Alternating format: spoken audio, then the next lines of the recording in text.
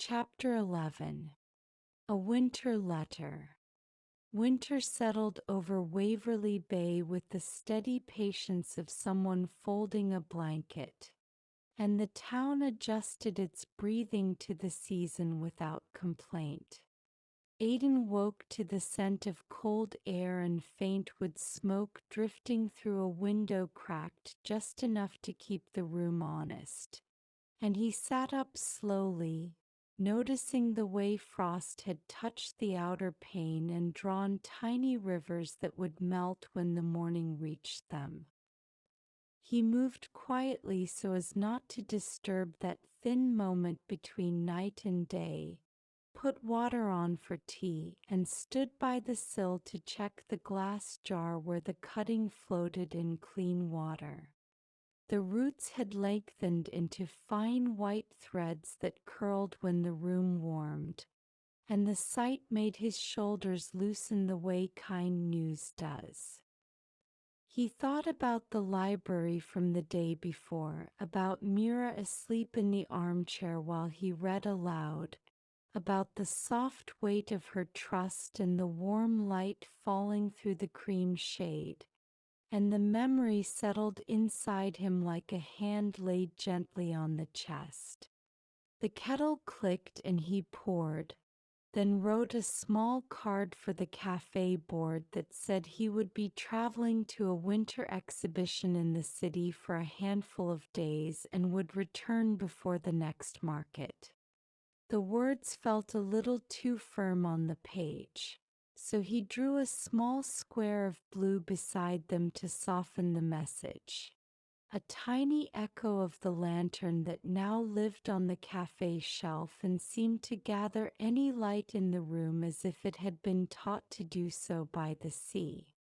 By the time he had his scarf around his neck and his satchel across his shoulder, the lane had begun to wake.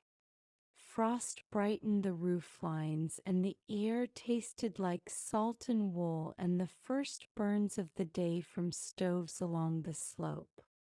The cafe bell lifted its clear sound when he opened the door, and the owner looked up with a smile that made the room feel completely familiar again. Fern fronds near the window dipped toward the candle as if they wished to warm their fiddle heads. He pinned his card to the board and took a seat where he could see the shelf that held the lantern. Even unlit, its blue pane kept a memory of light.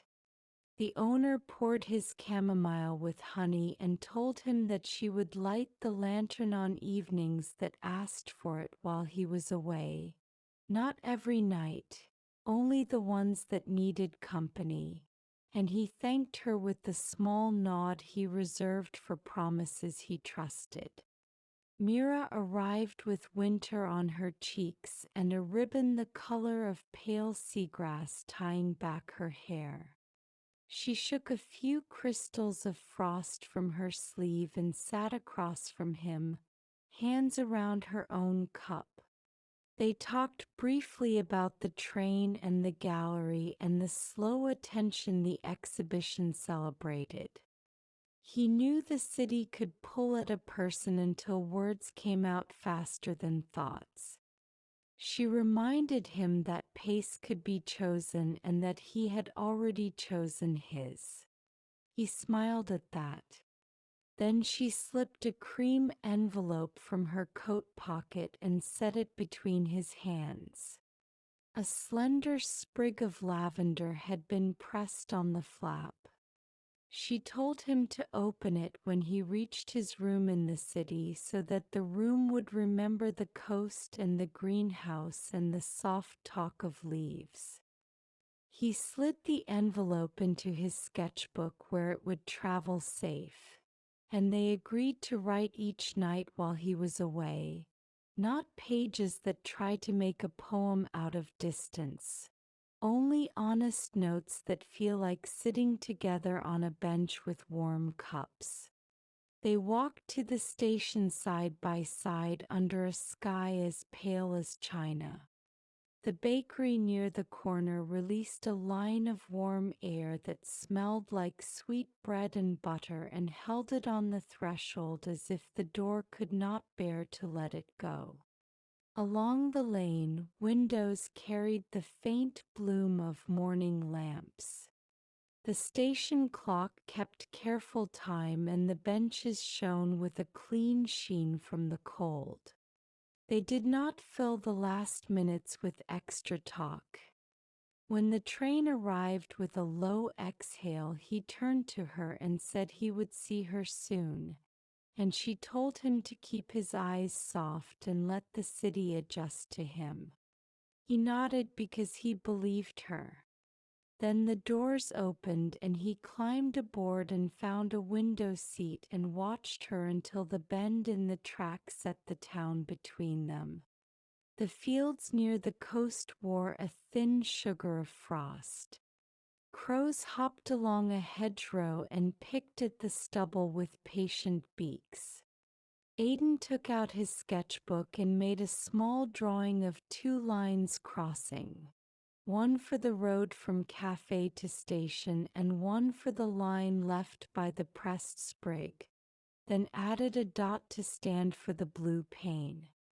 The city rose slowly until the buildings surrounded the train like a tall grove. The curator met him at the platform with a neatly folded coat and the calm manner of someone who preferred listening to speaking. The gallery was a short walk through streets that smelled faintly of stone and old leaves and a bakery that had already sold most of its morning loaves. Aiden carried his portfolio with care. The small hotel room he was given had a window that looked onto a brick wall and a desk that faced it, as simple and unassuming as a faithful chair. The air was clean and quiet, and yet it did not yet belong to him. He unpacked only what he needed, opened the window an inch, and then slipped the lavender envelope from the sketchbook and eased the flap. The scent rose at once and changed the room. He stood still and breathed it in and felt the greenhouse hill and the damp earth and the warm bench and the small sound of the kettle clicking its contented breath. Mira's note said, "Welcome to your winter room and find a small rhythm there and bring it home." He set the sprig where the pale light could warm it and placed the note on the desk where his eyes would land often. The afternoon in the gallery unfolded like a patient practice. Drawings were unwrapped and leaned against the wall in a neat line. He checked the mounts, the corners, and the glass for stray dust, then watched as the technician lifted each piece and set it to the correct height under the soft lights he had requested. He wrote titles in a careful hand on small cards and tried to make the letters as calm as the images. Hand with page. Lantern near fern. 2 cups after rain. Sea glass plan winter light. The curator read them aloud once, nodded, and left the room to the sound of tapes peeled from painter's rolls and the small thud of a hammer touching the back of a nail. When evening slipped into the streets and the first lamps woke in the windows across the way, Aiden returned to the hotel room, made tea, and wrote the first letter. He kept it simple and truthful. He told Mira the room had taken the scent and learned to be kind. He described a child in the park whose mittened hand had turned a bottle cap like a coin and looked delighted by the secret shine inside. And he described the way the afternoon light had rested on a single brick outside his window as if it had chosen that place to end the day. He wrote that he was keeping the pace they had learned together. He sealed the envelope and placed it by his key. The next morning he woke early and walked the quiet streets to the gallery. Snow teased the air but did not decide to stay. The first visitors came in with thoughtful faces and hung their coats on the rack near the door. A woman stopped by the drawing of two cups and smiled without asking herself why. A man paused at the sketch of a leaf touching glass and let his shoulders drop as if the image reminded him how to breathe evenly. A teacher guided 3 students through the room and told them that the drawings were not small, they were deliberate, and that there is a kind of strength in choosing to look closely. Aiden kept his answers short and warm when people asked about paper weight or pencil hardness, or whether he preferred morning light to evening light. He watched the room the way a listener watches a speaker and felt grateful that the space seemed to honor the work. When he returned to his room that night, there was a small envelope waiting at the desk. The lavender scent reached him before his hand did. Mira had written on cream paper in the same clear hand she used on greenhouse labels.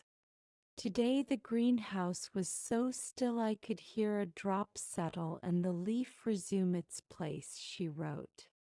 I placed the first 2 hooks on the lantern frame and stopped so the moment could rest.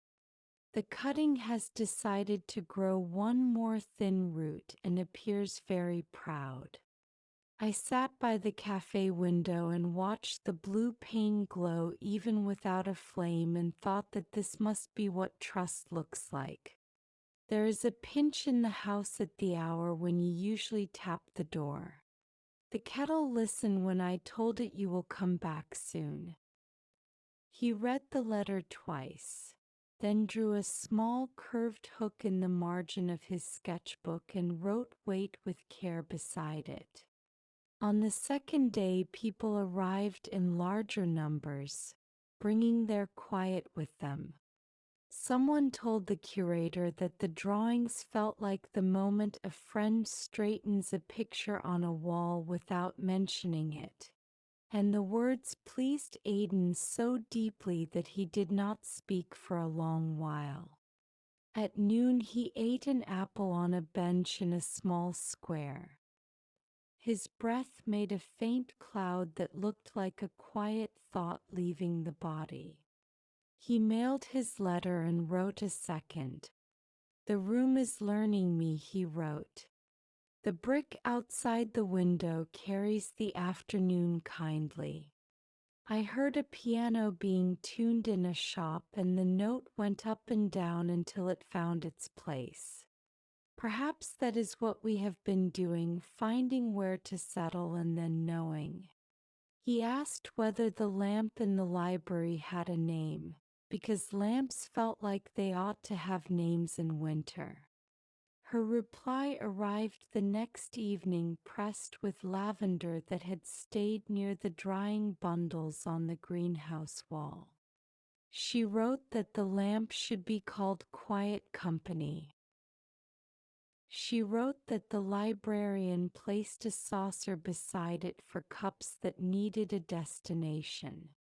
She wrote that she had walked the dune path though the air was cold and that the sea sounded like a person thinking, and that a child had left a jar beneath the clock tower with a note for nights when power sleeps, and that she had slipped a white heart of sea glass inside.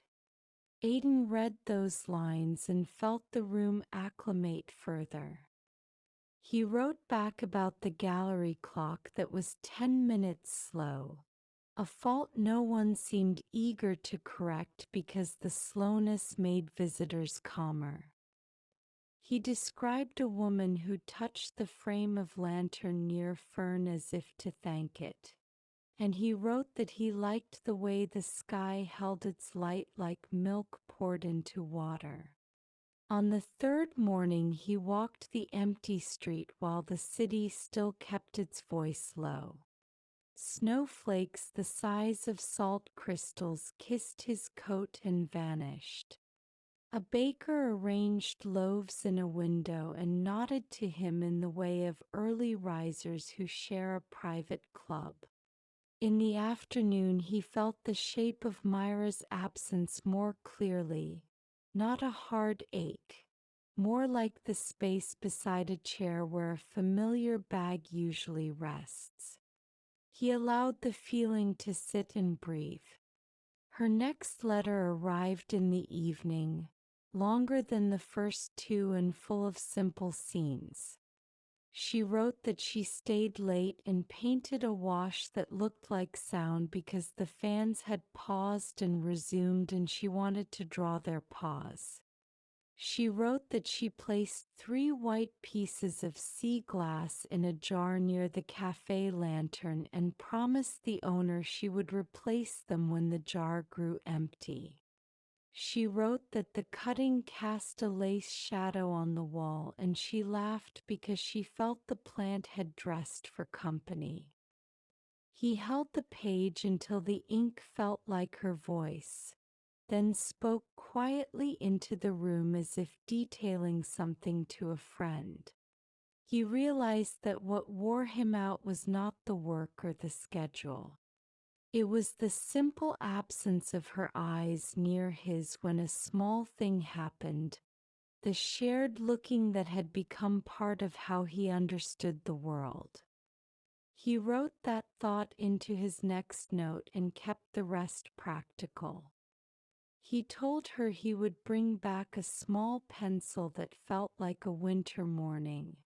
The final day of the exhibition brought a cluster of students and a request to talk for a few minutes. He kept his advice as plain as the drawings. Walk slower than the street expects. Look for a friendly object and let it anchor you. Choose tea more often than coffee when the mind feels scattered. Carry something that smells like home.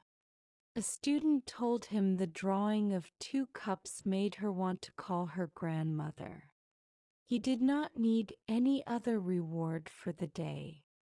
When he returned to the room, he found one last letter from Mira and read it standing up because it felt like a message handed through a doorway. She had fallen asleep in the library chair and woken with a small ache in her neck that proved she had rested honestly. She had set 2 more hooks in the lantern frame and stopped because she wished to place the next pieces with him. The garden missed his steps and the kettle missed his laugh, and she would meet him at the station with a warm scarf. He held the page for a long time, then folded it with care and slipped it with the others into his sketchbook.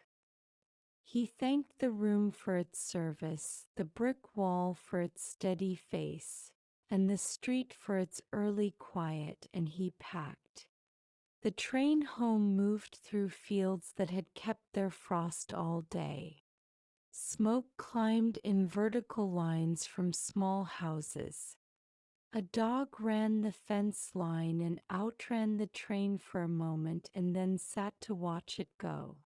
When the first slice of blue appeared beyond the brown of land and the gray of winter light, he felt a brightness rise in his chest and he let it be. The town opened around the curve like a book to a page he knew well. He stepped onto the platform and saw her at once. The scarf she had promised wrapped around her and a smile that brought color even to the pale afternoon. They did not speak at first. They walked together off the platform and down the lane toward the square where the cafe window glowed and the lantern on the shelf gathered what light it could. They paused by the board and pinned a card together.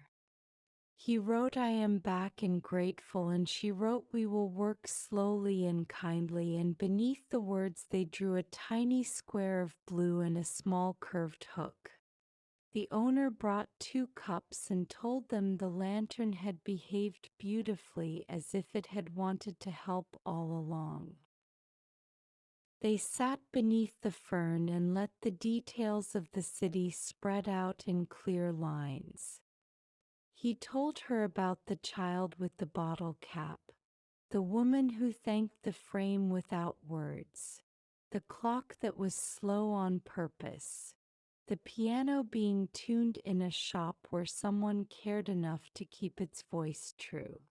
She told him about the jar under the clock tower, the boy who left it, the way the sea had sounded like thought, the way the cutting had learned to cast lace.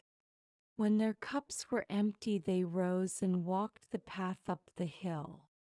The greenhouse had learned its winter breath and greeted them with a long exhale when they opened the door.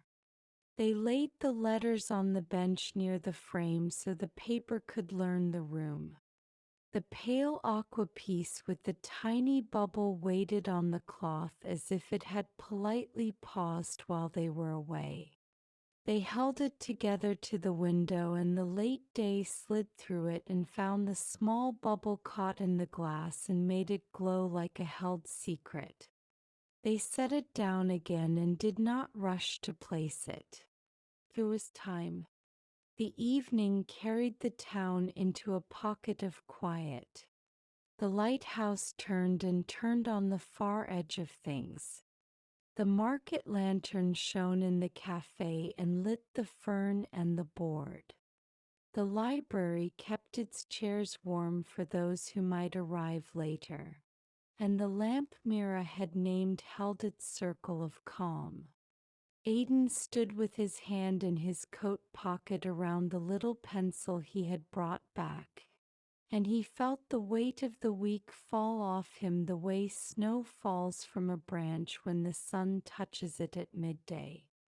Mira set the kettle on the small ring burner for tea, and it clicked its approval. They sat and let the room fold around them.